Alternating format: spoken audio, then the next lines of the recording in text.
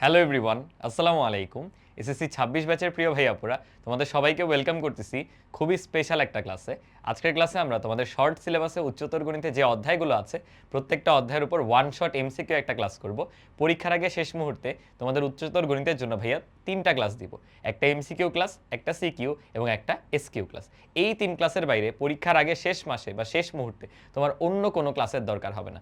ভাইয়ার স্লাইডটা তো তুমি একটু পরে দেখবা। প্রত্যেকটা অধ্যায়ের কন্টেন্ট আমি এমনভাবে সাজাইছি, আমরা এমসিকিউ যখন করব প্রত্যেকটা টাইপ কভার করব, ইম্পর্টেন্ট এমসিকিউগুলো অনেকগুলো প্র্যাকটিসও করব।